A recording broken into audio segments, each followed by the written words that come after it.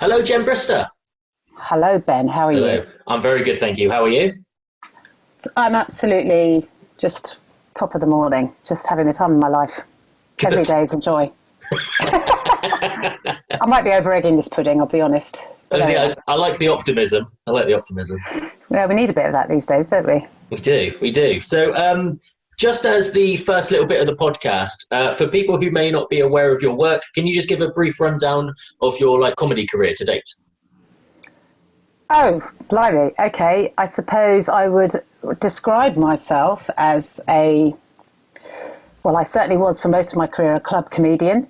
So I would travel around the country performing stand-up comedy. I also, more recently, have been touring my own shows. So I'm fortunate to be in a position where I can do that. And I take shows to the Edinburgh Festival and that sort of thing. And I've had bits and bobs on the telly and on Radio 4. You might have seen me on Live at the Apollo or on Sarah Pascoe's show. Or I did Frankie Boyle's New World Order. I've been on a few bits and bobs in the news quiz, but I'm predominantly known as a club comic, I would say. Okay. I mean, you mentioned in that little description there about Live at the Apollo and bits and bobs you've done with Frankie Boyle. So in terms of weird gigs and things like that, as an outsider, I imagine Live at the Apollo to be a very odd gig to perform at. How did you find it when you did it? Well, it was the dream gig for me. As a stand-up comedian, I suppose, particularly somebody that's been working the clubs for as long as I have, to get Live at the Apollo is quite a big deal. So for me, it was the gig I just had dreamt of doing. So in a way, I was just really excited about it. But it is weird because I suppose there's a lot more pressure on you because whatever people think, you're performing it live, and they're filming it. So if you die, then they've just filmed you dying. Yeah. Do you know what I mean? So you need to, you want to have the best gig you can possibly have because it's about to be broadcast on television. But I actually really enjoyed it. I think the thing that helped me is that I've been going for as long as I have, and so I felt completely ready. So I didn't feel overwhelmed by by it all. I mean, I was very nervous. Don't get me wrong, but it was nerves that would help my performance rather. And also, the other thing that helped me was I was really ill. Oh, really? I had pneumonia, so which I didn't know at the time. I think if you listen to that performance, you can hear I'm very husky, Right. and that's because I had fluid in my left lung. Oh, gosh. So, but I didn't know that at the time. I just had been really sick, and was recorded on a Monday, and the weekend before I had been in bed for 48 hours and then crawled out of bed on Monday to perform Live at the Apollo. So I think that really helps. I know that sounds bizarre, just to be like, I just need to get through the gig because I don't feel very well. And I guess it kind of maybe tempered the adrenaline a bit, perhaps. Yeah. Because too much adrenaline can kill you. It can kill the gig for you. So yeah. No, I mean, I always think if you've got something you're really looking forward to, be it a holiday or tickets to an event or anything like that, and there's always that little bit in your mind that thinks this would be horrible if I got ill, sort of the day before. And I mean, for that to happen with, like you say, your dream gig and things, that must have, like you say, it eased it a little bit for you. But I imagine that was quite a horrible feeling to have gone through. Yeah, it was. And you feel, I suppose it's quite a lonely thing to go through because you're very ill. You don't want to let anyone know that you're really ill because you don't want them to say, we don't think it's a good idea that you do this. Yeah.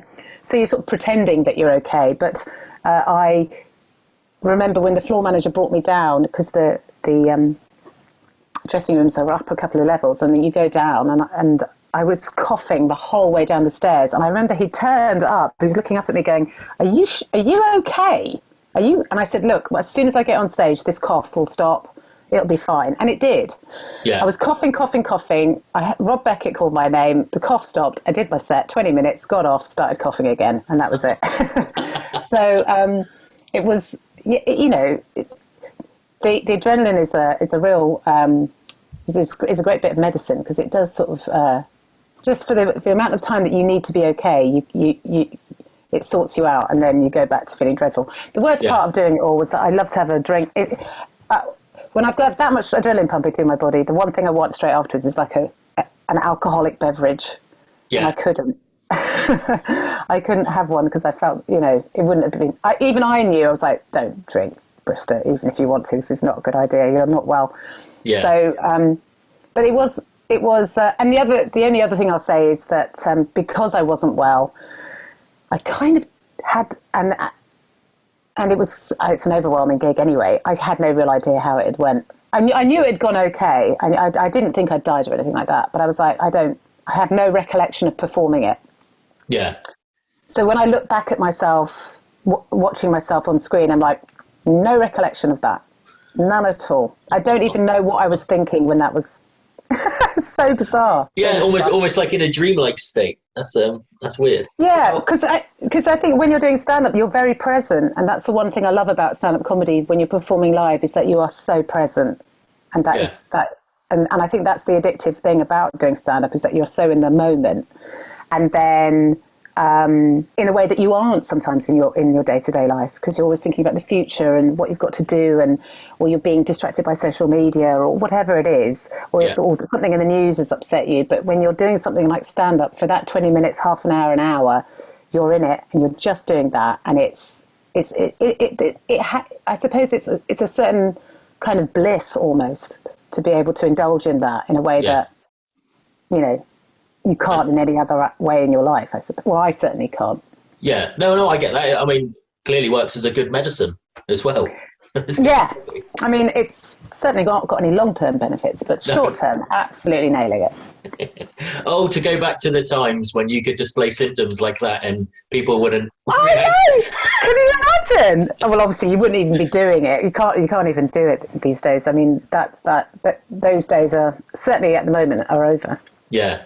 So, I mean, that sounds like a very odd experience to go through. Is that sort of up there on your list of like weird gigs, embarrassing gigs, things like that? Or do you have like a top 3 in mind? Oh, I think it's probably for me the gig, certainly at this point in my career, that carries the most weight in terms of what it's offered me and what I've gotten from it. Okay. I suppose it's a bucket list tick that as a comic, you're like, that's one of the things I always wanted to do, and I've done it, and I feel very proud of the fact that I have. In terms of weird gigs, I've had weirder. Yeah? Sure, yeah, definitely. I did a gig on an EasyJet flight. Oh, wow. How did that come about? Was it booked or were you bored? Yeah, it was just like, guys, I don't think... Can I just stop everyone? I've got a couple of jokes I think that's going to really... help this flight along. It was a publicity stunt. It was a PR stunt, a dreadful PR stunt for a comedy competition that I was in the early 2000s. I think it was 2001 or 2002. And they thought we were going to go to the Edinburgh Festival, and they were like, what a great way to promote this whole thing by you doing a gig on a flight from London to Edinburgh. Appalling idea. Absolutely appalling idea to get 5 very new comedians to do their very average material in front of a completely disinterested or entirely embarrassed audience. I mean, they weren't an audience, were they? They were just passengers on a flight that were just wanting... They were going to work, essentially. Yeah, they were just trapped. So did they know it was going on, or was it like a flash mob style thing? It was totally flash mobbed on them. Was it? It was appalling. And of course, as you know, on an aeroplane, they are, particularly on a short haul flight, there's no width to these containers, is there? They're sort of long and thin, and your audience is miles away. I mean, you can't see what's happening at the front of an aeroplane, can you? If you're at the back, you can't see anything. And what they had us do, if you can imagine, is... I suppose what's it called? I want to say microphone, isn't it? Is it? The like tannoy system that they use. Thank you, the tannoy. Goodness, it's bloody menopause for you. Just words disappear from my brain. The tannoy is what we were using as a microphone, if I'm putting in inverted commas there. and the tanno didn't work very well, so it would cut out. So you'd be going, hello, anyway, I've got to tell you, gentlemen, and to Edinburgh, and anyway, we're all going up to Brister. So it was like, so people were like, what the hell is this? And this was at a point, I think, where on the EasyJet you got free Daily Mail you could get a free Daily Mail on the flight, and I've never seen so many that's also quite a kick in the tits, just seeing that many copies of a newspaper you hate being flung up in front of people's faces. I'm pretty sure there were people that hated the Daily Mail that would rather have read that than witnessed whatever they were seeing. And it was so embarrassing. We knew it was awful. They knew it was awful. And then the worst thing was we had to shuffle past these passengers and sit back down until the plane landed. And we could just see people going, what the fuck was that? So how many people were on? How many performers? I think there was, I want to say, I think there was five. And where did you sit within that lineup? Oh gosh, I know I wasn't first, because I remember watching it unfold and thinking, this is not good. That's where. Sorry, go on, Karen. Well, I was just going to say that sometimes as a performer, you can see a room and think it's dreadful, but think, I can turn this around. I'll be all right. I'll turn this around. Yeah. And then subsequently you don't. But I was looking at that room. I was looking at this situation going,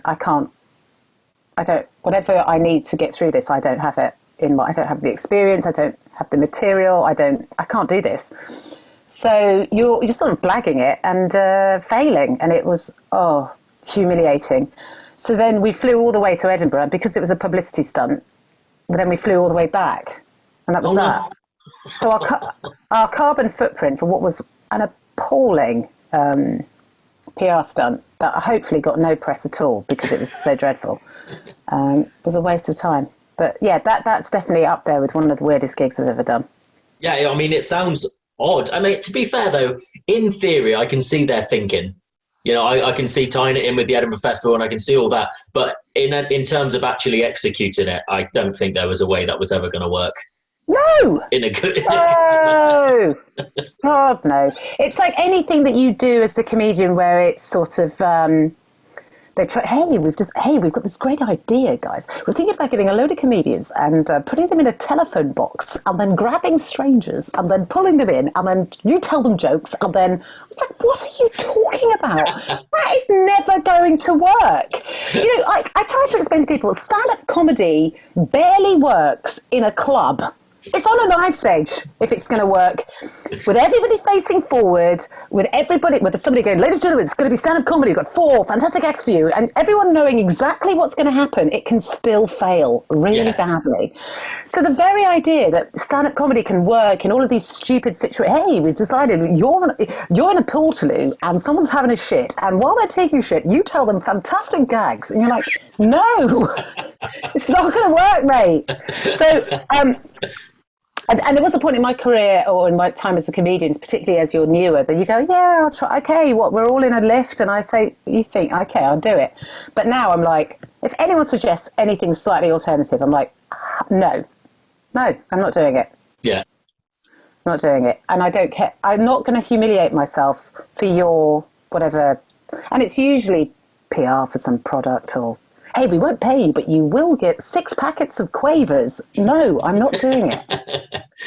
I mean, not necessarily with comedy, but you often see on TV adverts where they've done live events of some form, like flash mob style, and it looks incredible, but I just can't imagine the actual reality of it. It's just very smart the way it's been edited. I can't imagine anything like that normally works. Well, I think flash mobs work if you're doing something that's visual. Yeah. And there's music. So, you know, so suddenly a band will get up and play music and everyone's like, oh, wow, this band is, I love the way they play, you know, that's great. Or they're dancing because you're like, dance just, if you're dancing and someone's talking, going, fuck, wow, look at this woman dancing. She's incredible with this guy and no one's going, sorry, could you just, that's just stepping on my punchline, mate. You know, you can talk, you can be or not, or be complete, whatever. But comedy requires you to shut the fuck up, stop whatever you're doing, listen very carefully, because if you don't hear the setup, the punchline will make no sense. You can't just be walking past and go, she said something about cats, I don't know, was that funny? You know, you've got to be committed to that. It's completely different. Yeah. And also, you know, there is, you're projecting a persona. The persona that you have on stage is not you. Now, the second you take that stage setting away, it's just you doing that material. And suddenly you don't have that authority. You don't have that. If I can be quite confrontational or a little bit aggressive on stage, take the stage away, and then I'm just a very confrontational, aggressive woman shouting abuse. It just doesn't work. No. And yeah, it's comedy. Comedy only works in a club, and even then, if someone's going and you're going to follow an act where he's chopped in half, she shoves some ping pong balls out of a vagina, you're like, I can't follow. That's going to be very. I mean, I could do it, but it's going to be very hard for me to follow that. You know, so. Even in a variety situation, comedy can be tricky because, again, you know, if you're seeing something like that's very like visual and exciting, and then you have to bring it down to, okay, everyone stop talking because I'm about it.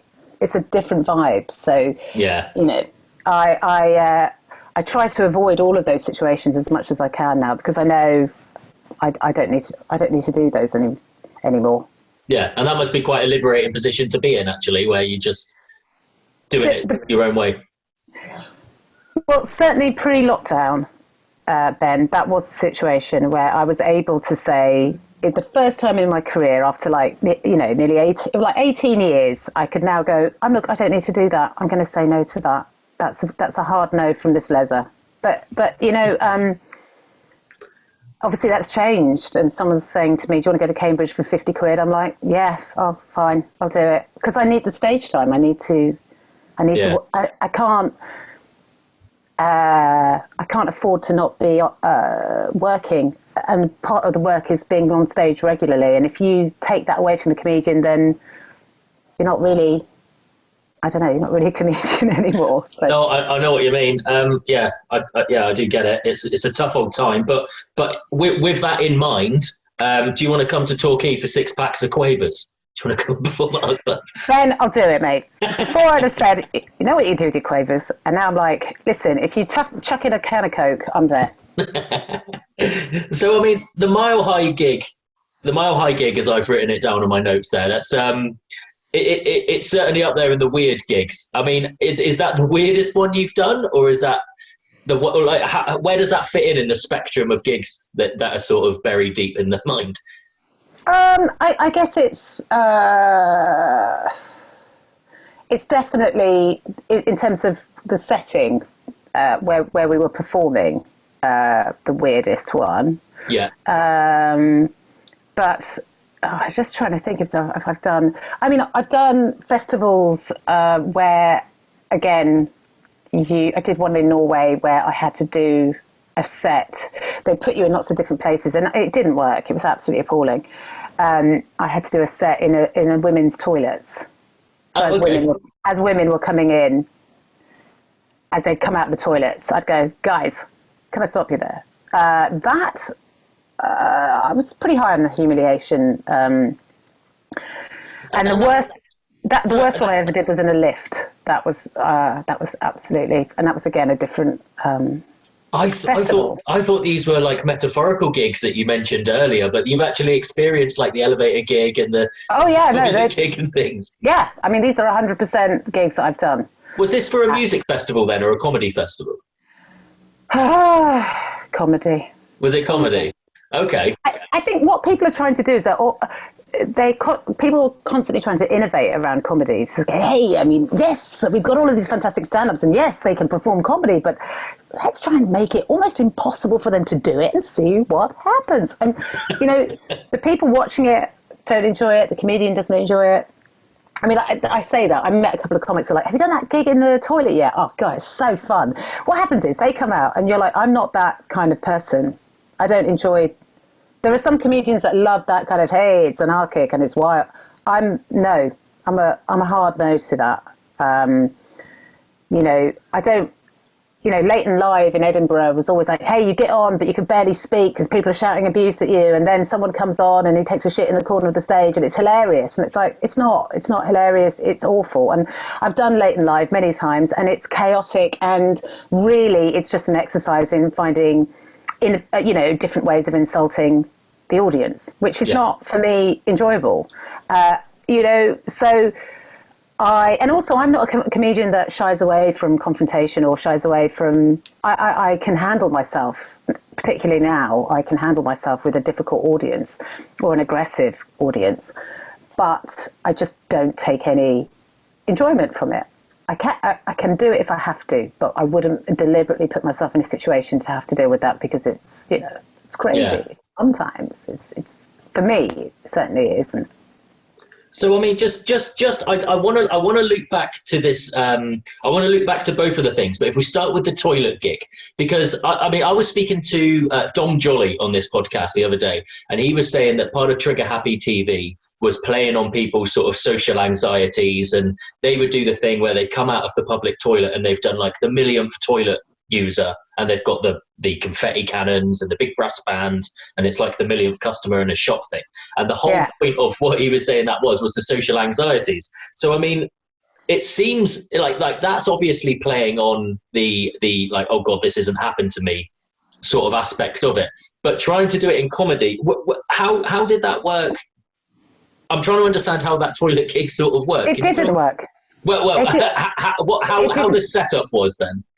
Well, to be fair, when the women that were going into the toilet knew I was there, so it was. But the fact is that if you needed the toilet, you just had to go in, and then I would just be there telling jokes. So there might be like maybe 2 or 3 people in there that had gone in there only to see me to do stand up, but the rest of the people coming in and out of the toilet were there to use the toilet. So they were going in maybe for a poo, I don't know, and then there'd just be a group of women just outside the cubicle with me telling no one was laughing, there were no jokes, I don't know what was happening. It was and I could feel my face getting redder and hotter. I knew that the whole situation was not working.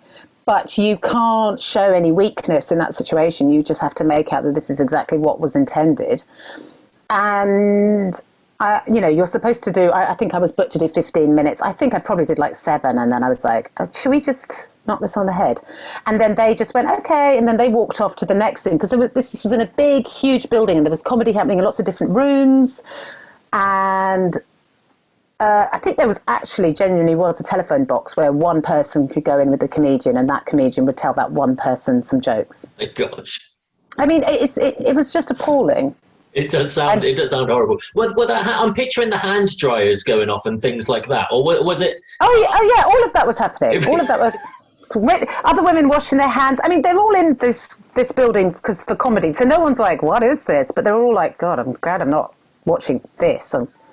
This looks awful, So it was kind of, so it was kind of weird in as much as that people knew that all of this kind of crazy stuff was happening, but you were still humiliating yourself doing it because people were like, gosh, she's not very funny.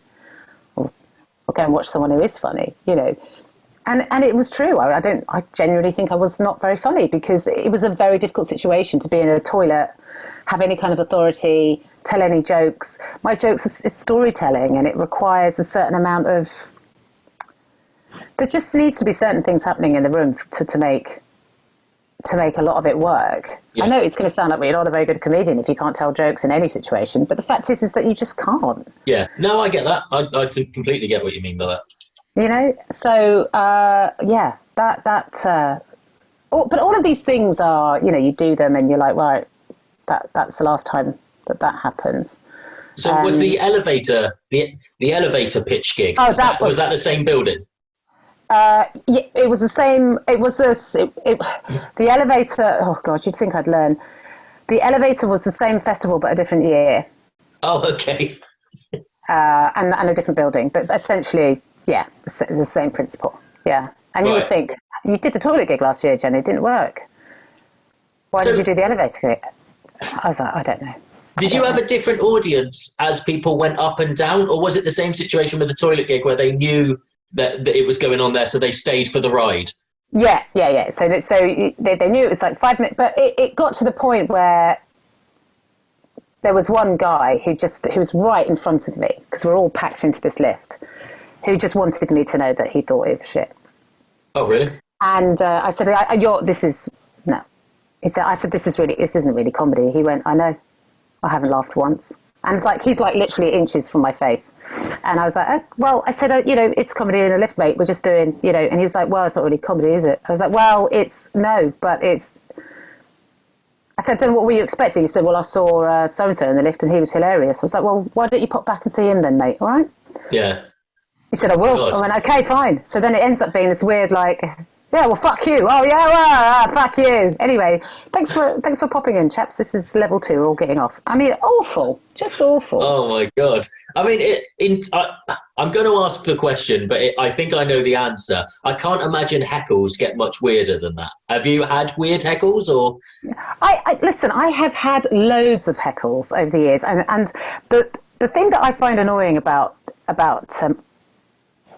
there are people, certainly comedians I know, that they remember everything. They have some sort of photographic memory. And, this guy once said this to me, and then I said this to him, and then I said this. But I never remember 30 seconds after it's happened what I've said to anyone.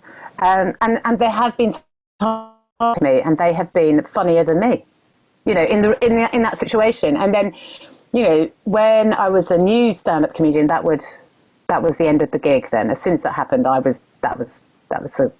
But now, if someone says something funny, then I now enjoy it. Yeah. I now enjoy those. I'm like, oh, mate, that was good. Right, we've got to acknowledge that was... You have to, because that's the thing as a comedian. If someone says something funny, you have to acknowledge it. Mm-hmm. You can't go, oh, fuck off. Well, I'm the comedian. I'll do the jokes. You have to go, well, that was actually hilarious. And then you can make a joke about it. Like, fuck you, mate. Okay, fuck you for showing me up. You can do that sort of thing. But yes, I mean, I would say that the obviously for me as a woman, the heckles I get the most are about, you're frigid, you're shit, show us I'd stick it in you, I'll stick my cock in your face, love, all that sort of things. I'd give you one, right. You're all the sort of jokes that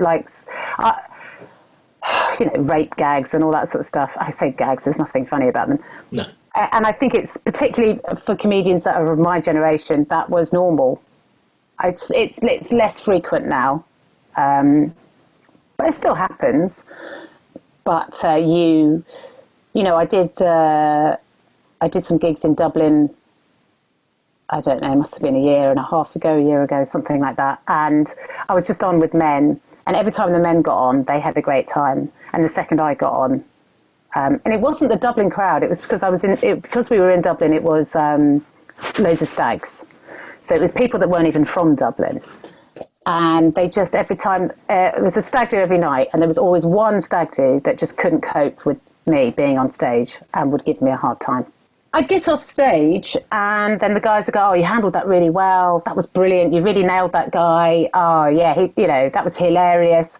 And I was just getting more and more annoyed. And I think by the third night, I went, "Do you know what? I don't think that was great. I don't think that is great. That you get to go on, and everybody just listens, and I go on and I have to battle my way through 20 minutes. And by the Saturday night, it got so bad that I couldn't even finish. And I was like, do you know what? I think I'm just going to call this a day. And it was only because the audience went, no, stay on. And I was like, okay, so, and the audience got backed me up, and then sort of took my, went in and sort of annihilated. We all sort of as a group annihilated this group of men. Mm. But the thing that I found annoying is there's so many of those situations, and it's not always, but in some clubs, they think that that's part of your job. I did a gig in a club, I won't mention the name, but I don't play it anymore, where a man was being physically aggressive, given that he was up on a mezzanine floor, so he wasn't near me at the time, but threatening me from there. And I was trying to... I suppose I was initially trying to diffuse the situation, and then I just told him to go fuck himself. And then I think I went into a rant and just laid into him for a couple of minutes. And then the audience got a really big laugh. The audience cheered me.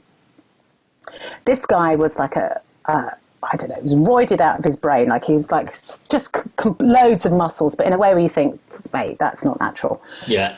I go to get off stage. He said to me, I'm going to wait for you. I'm going to wait for you outside.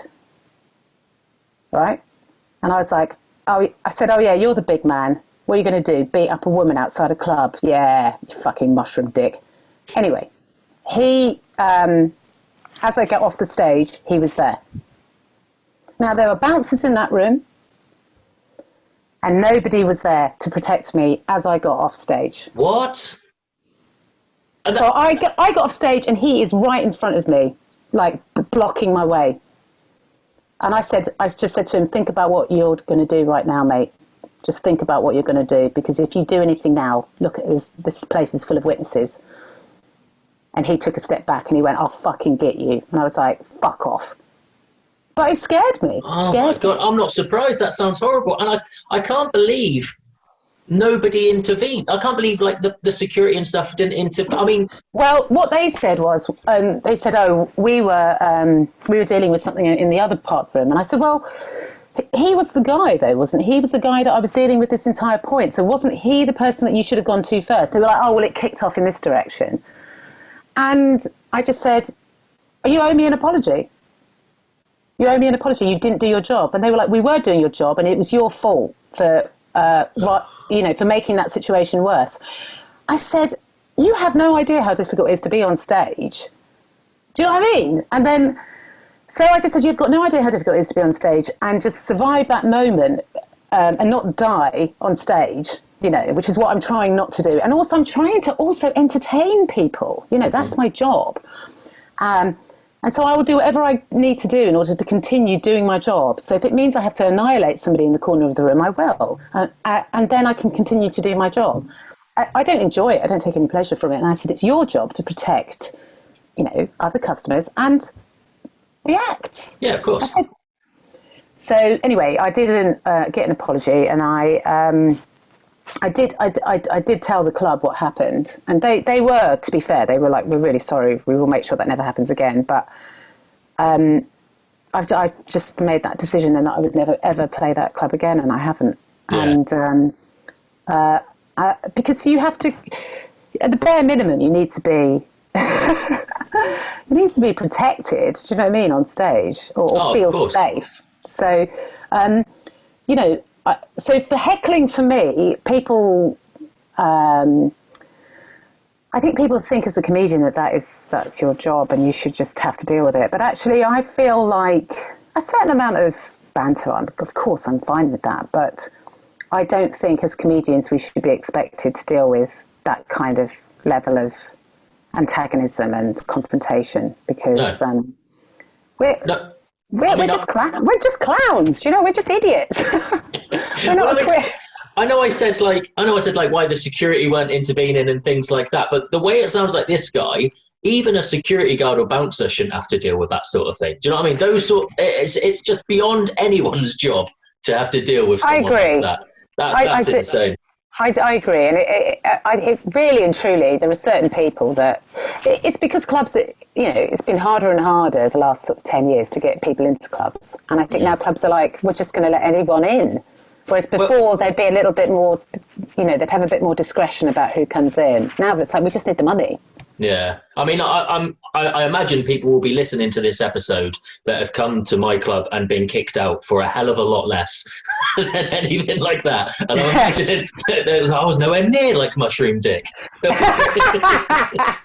Right, okay. I mean, bloody hell. This is a lot of odd gigs in here. I mean, you've got the Dublin Stag Do and Mushroom Dick. They sound like just horrible. Well, they surround the horrible heckling and just horrible environments and things like that. And then you've got the weird setup gigs, so the Mile High gig, the toilet gig, and the elevator pitch and things like that.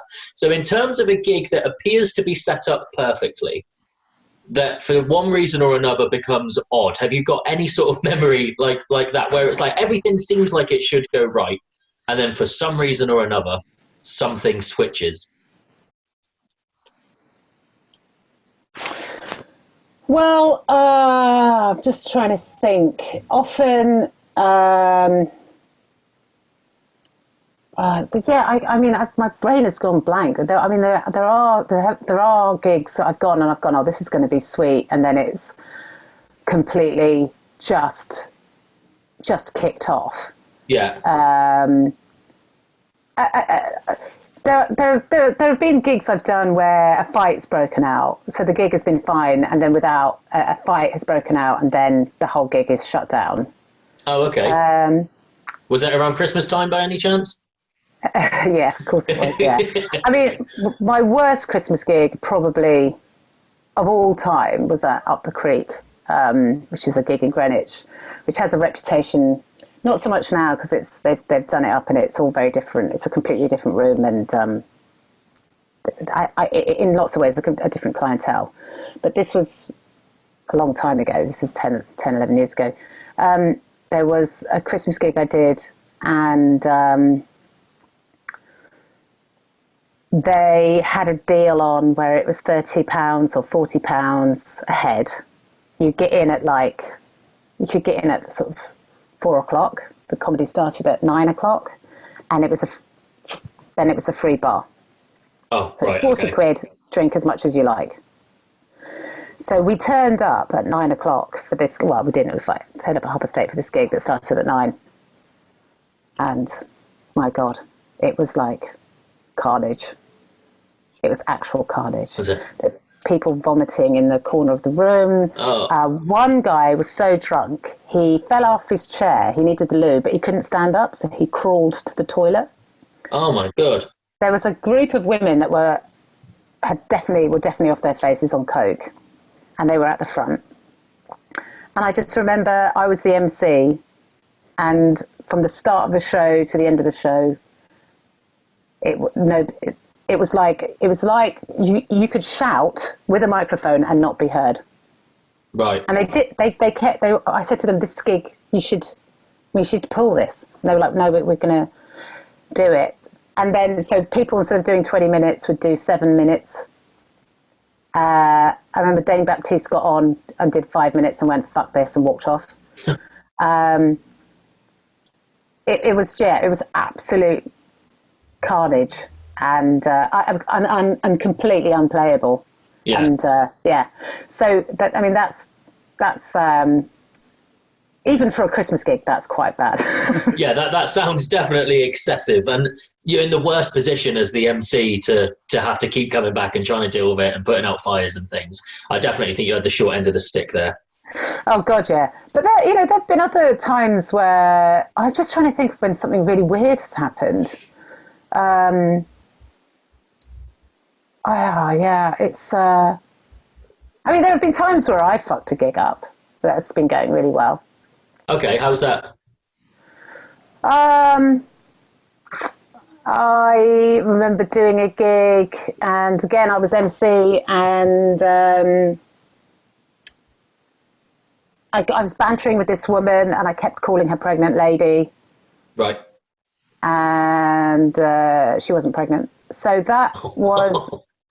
She looked like she was 8 months pregnant. I mean, I just couldn't understand how she couldn't be pregnant. I was like, you're not pregnant? She went, no, I'm not pregnant. And I'd been calling her pregnant lady for about an hour, on and off on stage. And I'd already got into a sort of an argument with her because I was quite a new comedian, and I'd made a sort of very inappropriate comment about a show on television where I'd inferred that the lead actress, I had the director, she had such a weird Cockney accent and sounded like that, the Cockney accent. But I said, I don't know if the director had told her to sound like she was deaf or something. And she got really upset about that. And then she'd complained about me, and then she'd said to me, you know, I'm really upset that you're making fun of people with disabilities on stage. And I was like, that totally wasn't my intention, and I am so sorry. It was a very lazy, and I said, sometimes when you're improvising, something comes out and it doesn't come out as you intend it to. That's what I was trying to say. And she was like, well, I think it's disgusting. I think it's absolutely appalling. And she said, and also, what if there had been a deaf person in the room? I said, well, I think I would have got away with it, love. So then she made an official complaint. Oh my God. So yeah, I mean, there are points where you as a comedian are the problem. That can happen as well. So so for example, just focusing on that one gig, how afterwards, because earlier you mentioned that some comedians have like a photographic memory and they remember every detail and stuff. You remember that story in quite a lot of detail. How did that shape you sort of afterwards? Or is that one of those? I put it in my stand-up. That's why I remember it, because because also I've shortened it because it went on for the entire night.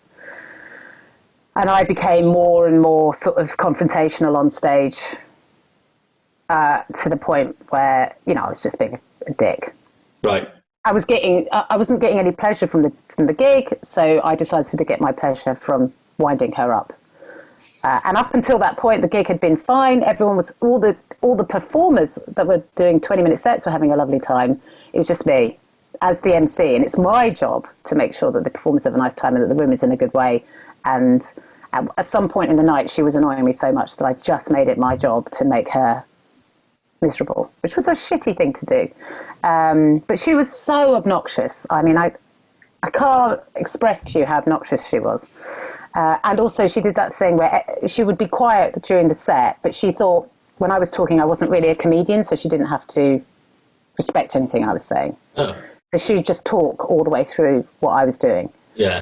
So she, you know, it didn't sort of come out of nowhere, but I certainly wouldn't handle a situation like that now. Yeah. So why I remember that, because I made it into a 6-minute routine. Oh, okay, right. So, right, we've got, what I'm going to do, we're at that part of the podcast now. What I'm going to do is I now give you a collective score, and that collective score is out of 15. But it's broken down into 3 sections, so I'll talk you through the sections. So the first one is collectively all of the stories, their cringeworthiness, which is a word, I have looked it up. The second is any mental scars that have arisen from these stories. And the third is how you feel it's changed you as a person. So I'm going to start with the cringeworthiness. And I mean, it's definitely a high score. When you factor in the Mile High gig, the toilet gig, the elevator pitch, Mushroom Dick as well, Up the Creek Carnage, they're all a perfect recipe for the cringeworthiness. So that's definitely a 5 out of 5. Mental scars. It sounds objectively like you like you say, you turned that gig that you said wasn't very nice into a routine, into like a 6-minute routine and stuff that you used and stuff. So that sounds really positive. But you also mentioned how degrading the toilet gig was and stuff, and I can tell that stuck with you in a mental scar form of a way. So it's going to be a mid-range. I'm going to give you 3 out of 5 for that one. And how it's changed you as a person really is only the sort of thing that you can answer. So out of 5, can you give yourself a score for how you feel these stories have changed you? I think they are like, I mean, I'm now just remembering loads of other stories. I think all of these, if you are a jobbing comedian and you don't have these stories and you don't carry these battle scars, then you're not a proper comedian, because these are the things that make you better. And these humiliations and the deaths that you go through are the things that make you a stronger, better comedian, because you eventually get to a point where you say to yourself, there's nothing you can throw at me that I haven't experienced. Or if this is all you've got, mate, I've had worse. So I'm going to say all of these things have been really positive. I don't see any death as a negative. And I think I say that as somebody who has been doing this for such a long time. certainly when I'm going through them, they're horrific, and I wouldn't say that. But now I don't think I ever learn anything from a gig that's gone well. But I learned so much from a gig that goes badly, whether it be not to play that club again, whether it be that I dealt with it really badly, whatever it is, or the next time someone says that to me, I know what I'm going to say. Yeah. So I think that all of these gigs have made me a much better comedian, definitely. So I would give that, I don't know, what's the score, 5?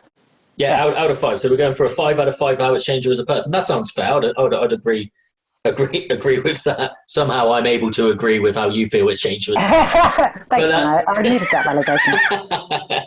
So collectively then, that gives you a score of 13 out of 15. How do you feel about that? I feel very positive about that, although I don't know if 13, if it's a high score, is a good score, or if you get 1 out of 15, that actually means, I don't know. But I'm happy. Unlucky for some, but not for me. No.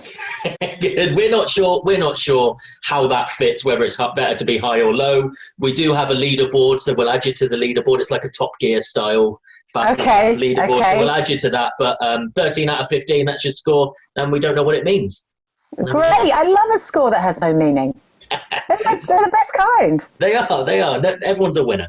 So just before we go, is there anything that you want to plug? How do people find you? What have you got going on? Things like that.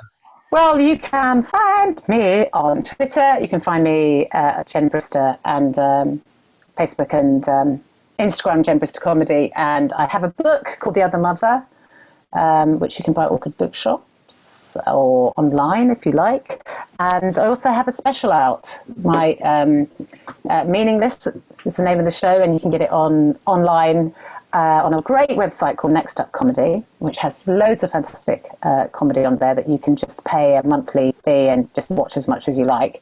And I think it's all British comedy. Yeah. And also you can catch the same show. It's also on Soho On Demand as well, for Soho Theatre. So either one of those, you can get it.